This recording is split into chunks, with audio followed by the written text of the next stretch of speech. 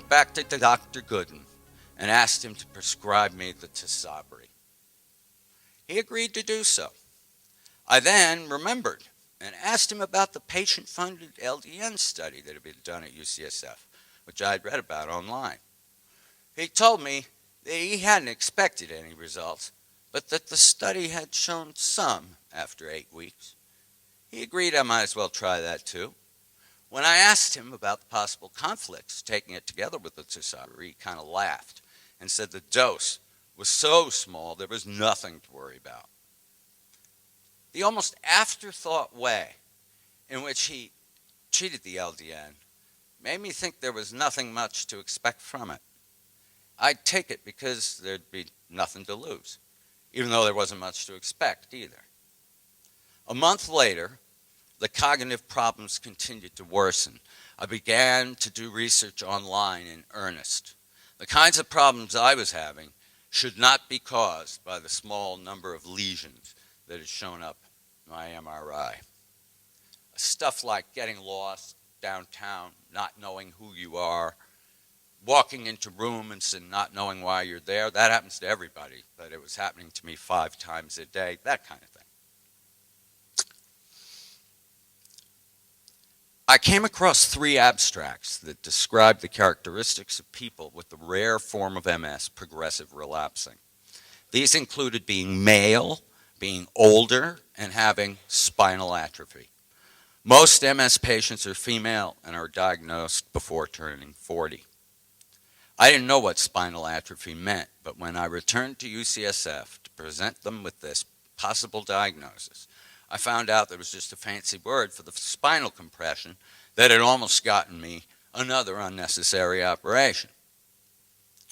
After the usual resistance to listening to anything a patient might contribute to his own diagnosis, the doctor there sadly agreed that PRMS was probably the best diagnosis. Unfortunately, since there was nothing that could be done for the progressive part of the MS, it was decided I should go ahead with the Tisabri to at least try to prevent relapses. It was now June, and I was going to be going off to Peru in another month. I finally got word that UCSF was ready to give me the Tisabri. I met with Grace, my GP, and we decided it would be best to delay the Tisabri treatment until my return. The concern was that no shaman could possibly know about the Tisabri and whether there might be conflicts with the ayahuasca. I have a little more to read if I'm not boring you. This is chapter 22. 7 minutes, it won't take me that long. It's hard for me to believe it myself. For the last month or so, I have been symptom-free. No urinary urgency, no balance problems, no memory problems, no ADD problems. Huh? Sorry. If I had confidence that it would continue, it would certainly qualify as the, quote, miracle cure I've been seeking. What seems to have brought this state of affairs about, believe it or not, is my own research into medications combined with my planning for the aborted ayahuasca treatment. I had been waiting for 2 months for UCSF to get its act together regarding the Tisabri treatment. In the meantime, I had started taking a treatment called LDN. When I went to ask for the Tisabri, I also asked the doctor if I could try the LDN. I'd found out about it, well, never mind. I'll skip down. Because of the long delay in getting the Tisabri, I decided to wait until after Peru before beginning it. It involves a massive infusion once a month in a hospital. I was thinking it was best to avoid mixing it with the other chemicals. Let me skip down. I had been willing to take the risk. I couldn't continue down the path I was on. I mean, I knew how dangerous the Tisabri was. On May 16th, I realized that the greatest chance at Dana Paramita had just been handed to me on a silver platter. For you Buddhists out there, you know what that is. For you Christians out there, I guess the closest approximation would be good works. On my blog, I received the following comment. Dear Joe, as editor-owner of www.ldninfo.org, I was delighted to see your fervent message. Someone who's not only experienced LDN, but is also a gifted writer is a real find. We're counting on you to tell the world. As a retired internist, my personal hope is that once we can point to a few convincing medical journal articles, at least 2 more due this year, we should be able to jump all over the health-related committees of Congress to force them to modify the current damaging system of approvals run by Big Pharma and take advantage of LDN's enormous potential for the public's health. Regards, David Gluck, MD. Unbelievable. The miracle cure that I was going to try to find in Peru was available at the corner drugstore for about $1 a day.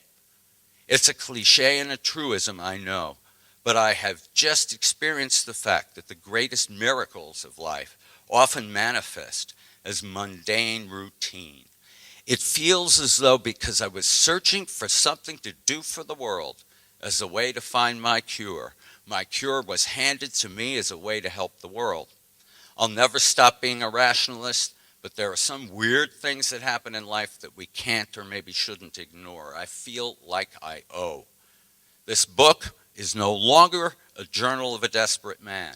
It has become a call to arms to spread the word of how LDN can help not only MS sufferers like me, but also all people suffering from any immune system disorder.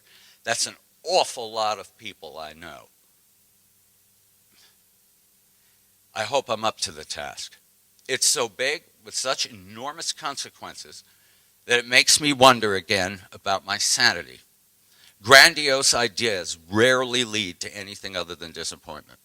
My first attempts to get the word out on my MS support forums have met with mixed success. The pharmaceutical companies have clearly loaded the forums with reps to push their expensive and ineffective treatments. I've been repeatedly and viciously attacked for trying to get the info out. Not all the responses have been like that for sure, but enough have been that way to make me understand that it's not going to be easy for me to spread this truth that was dropped on me from I know not where. There are literally billions of dollars at stake. Sorry again, I'm having trouble with this. There are billions of dollars at stake here that are not going to be surrendered without a fight, but at least I'm not alone. There's one more book scheduled to come out called The Promise of Naltrexone for Doctors by Elaine Moore in September. I don't know, has anybody seen it yet? The Promise of Naltrexone. I intend to try to get the book out by Christmas with 2 books being promoted and the new studies getting published. It's at least possible that Dr. Gluck's plan to pressure Congress will come to something.